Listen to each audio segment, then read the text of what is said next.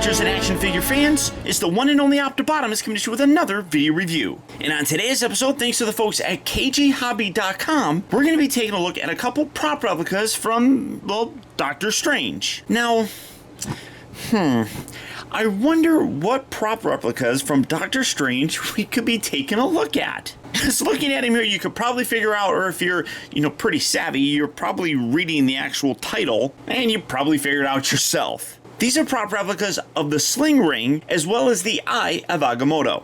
Now, one thing instantly made me curious about these. When I first got these from KG Hobby, I talked to them, and they said that these are officially licensed. But that kind of confused me, because I never saw them over here. So when I went to San Diego Comic-Con this past year, several of the friends that I have work in the industry. And I actually had them take a look at this, and one thing that they were taking a look at primarily was the back. And from what they say, everything for the most part is accurate on here. And they had heard of Killerbody, which is a company that's overseas in, I want to say China, made in China, well, so maybe that's right. But they've heard of that company, and they heard that they make actual officially licensed products. Here's the catch though, sometimes licenses don't work from one place to the other. So it's entirely possible that this, at least this is what they told me, that this is an officially licensed set overseas, but that Killerbody didn't get the license to distribute it or sell it here in North America. So I kind of left it at that. They seem to, all of them, be of the opinion that these are official, so I'm going to go with it. Either way, they're pretty good prop replicas. And as you can see for the box, really heavy duty. I mean, if these, and one of the things that one of the guys said is like, they probably wouldn't go to the extent of putting all this information stuff on the back if it was something they were just ripping off. But you can see heavy duty box. It opens it up by just sliding it up to the top. And here are the two Sling Rings. Now, if you watch my review of the Hot Toys Doctor Strange, I talked about how that figure even came with two. And these are the prop replicas that I was talking about in that review that I didn't understand why he came with two. They're both totally different looking. And there was a couple times that we did get some up-close images of them, but none of them really varied. So we'll take a closer look. So those are the Sling Rings.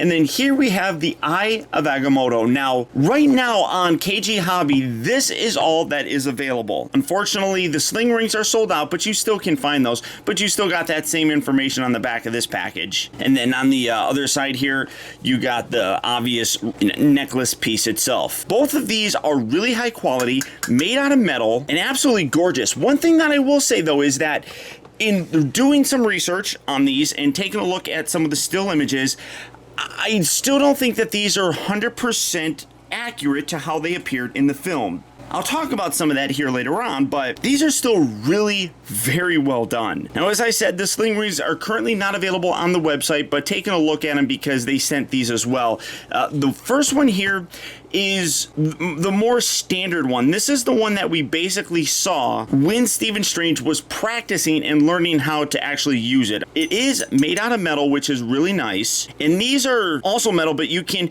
kind of pull them away a little bit if you use some force and get them to fit your fingers. So I did that a little bit with mine. So I can nothing. I don't know how to do special effects. Otherwise, I totally would have had something there because that would have looked awesome. But taking a look at the details on this one first. Now, as I said, this is the one that I think we saw when he was practicing in Kamar-Taj, but this is also different than a lot of the images that we saw. The one that he used was completely flat and it didn't have these little raised surfaces. So maybe that's another reason why they weren't able to license that or license these here in North America, is because they're not 100% accurate. They're still not bad, and they probably made these and they were just rejected, so they continue to sell them overseas. I mean, I don't know. I mean, that's all speculation on my part, but you can definitely see when you look at stills that this does not look like the one that we saw him using in Kamar-Taj. But it's still really great. You can see some really nice paint weathering on there, giving it a very ancient and old look. I love the actual sculpted in, I mean, like, that's all etched in there. I mean, absolutely spectacular looking. I mean, it really is very impressive. Made out of metal, and as you can see, you can get that on there very nicely. Now, the other one is probably my favorite of the two, just because it's a little bit more I guess, involved. Now, this looks a lot more like some of the other ones that we did kind of see with, like, these little kind of circular things on here. It's similar. Let me pull this one out here still. You can see that it's kind of similar, but it does have a different design. And again, when the Hot Toys one came out, they came with two separate ones that were similarly designed to these two, you know, with a flat surface and then one with little nodules on the top. I don't know why we get two different ones. I don't know what or where in the movie we saw a different one like this. So maybe this is Caecilius's? I don't know. Maybe it's the Sorcerer Supreme's? Who knows? I honestly don't. I tried looking it up and I can't find any explanation. But every single time I see different looking ones. And like I said, the official Hot Toy one came with two of these. So there's got to be some reason. Maybe you guys know, and if you know, leave me a comment down in the video description. Let me know. But again, same kind of weathering and paint detail on there. It's all etched in there very beautifully. Again, made out of metal, so very heavy duty. You can see that this is a little bit hollow, though. It kind of just goes through there, where this one does have it a little bit, but it's not nearly as much as this. But I do like this one a little bit more. It has more of a presence, I think, to it. It might just be because of these little nodules that are on there, and then you can see the brackets that come down to the side. Just really very nice. And again, you can go waka waka waka waka waka. Apparently, you know, it's, you know, Fozzie Bear doing this. I don't know where that came from, but these are really nice. I do wish that they were available still over at KG Hobby, because I think those are well worth picking up as well. Now, looking at the Eye of Agamotto, now I have a couple of these in terms of prop replicas. This one is probably my favorite. Now, I want to bring in the ruler here. So getting a look at this, this is about 4 inches, 3 3/4 inches in kind of length. In height here, you're looking at about 3 inches in height, but it's also fairly thick. You can see that is about 1 inch or so thick. So heavy duty on this as well. Really gorgeous design. Again, coming in to take a closer look, one of the other things though that does separate this is that, if I'm not mistaken, these bits right here were more of a silver. Now, I do have another prop replica of the Eye of Agamotto, and that is this one. Obviously, you can see this one is smaller, but it has a little thing in there. I don't know. We'll look at that side. Ignore the other side. So you can see it has a little bit more of a silver finish on these pieces right here. I do kind of wish that this one had it. So again, maybe they didn't get the final license because that wasn't right. And I don't know why they couldn't have just changed it, but whatever. Both of these are still really nice, but I like the size on this one a lot more. I'll bring out that other one in a minute again, because there's one aspect to that one that I really do like. But this does look really cool. Again, you can see absolute gorgeous paint detail and weathering on the whole thing, giving it a very old and obvious ancient look. This was basically used by many Sorcerer Supremes over the years after, you know, the great Sorcerer Agamotto kind of took this and, yeah, he put in the Infinity Stone. Now, this is one thing that's absolutely cool about it. I haven't actually, there's no instructions with any of this, so I'm not sure if I'm doing this right, but you can kind of see that the eye is a little bit open. You can actually wedge it open like that. It's a little bit tricky to do, but could you kind of hold that piece right there, hold it up, and then push the other section down. You have to do it manually, but you can open it all the way and you got a really gorgeous green jewel in there.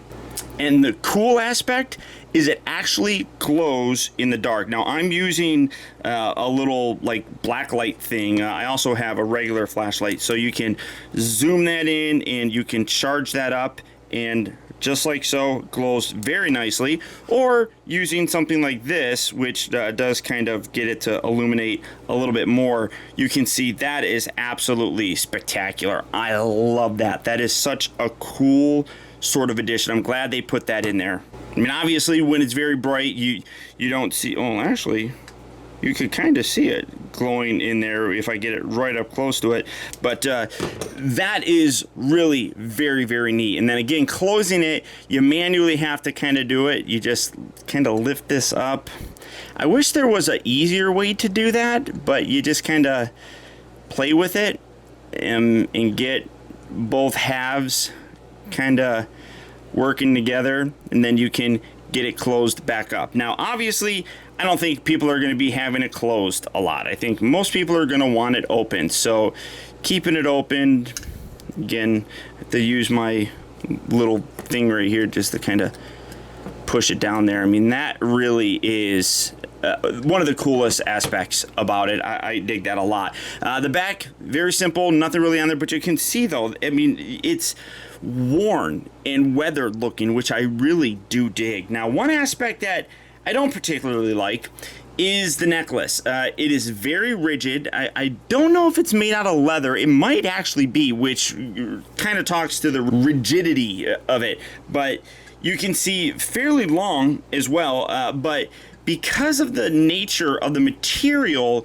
this stays kind of warped always, and if you wear it around your neck, it's gonna kind of like do something like that. Now, the other one that I have, one thing that I like about that is it's kind of beaded, so it's like lies very naturally. Unfortunately, I can't swap these out. Number one, I don't know if I would want to. Oh, they're about the same thickness, to be honest. I don't know how I would be able to. Does this? Oh, wow. This. Okay, wait, hold on. That actually rotates out. That's just screwed on there, I think. So I could probably futz with this and get it to not be as wiry around here, but I just, like I said, I think it's because of the material here, but you could unscrew these. That unscrews, but it just has a screw right there, so these actually clip on, so I can remove this, maybe. Well, that's very tight there, but I could probably get that off. So I do like the actual beaded necklace a little bit more. The actual one here, though, has a lot better kind of extra detail. You can see different colors, like some blue straps right here. You got some pink, you got some gold beads on it. In general, really well done, but I think that this is probably the weakest aspect of it. I do think, though, if you worked this over time, and for me, I honestly just have it hanging kind of like that. I mean, you could leave it like that as well, but it's personal preference on how you want to display it. Either way, both of these are absolutely terrific. If you're a fan of prop replicas like I am, regardless if these are official or not, I think that they're very well done. They turned out very nicely, and without question, I would recommend to a collector to get these. Now, as I said, unfortunately, the Sling Rings are sold out. You can't find them. There are different websites that do have it. But through KG Hobby to get the Eye of Agamotto, it's like 80 bucks, which for a prop replica is insanely good. I mean, the Marvel Legends Iron Man helmet, which is made out of plastic, that's $100. I mean, this made out of metal, you have leather, you have a glow-in-the-dark eye. I mean, this is only 80 bucks. Obviously, shipping is, in addition to that, an extra, but really, as I said, if you're a fan of the Marvel Cinematic Universe or the Doctor Strange franchise, these are definite must-haves. And I honestly would be very shocked if anybody got these and wasn't extremely pleased with their decision. So, all that being said, if the Eye of Agamotto is something that you'd like to add to your collection, it is available right now at kghobby.com. Or all you have to do is click on the link down in the video description. You'll go to KG Hobby, where you can check out availability on the Eye of Agamotto, and also keep your eye, get it? Eye.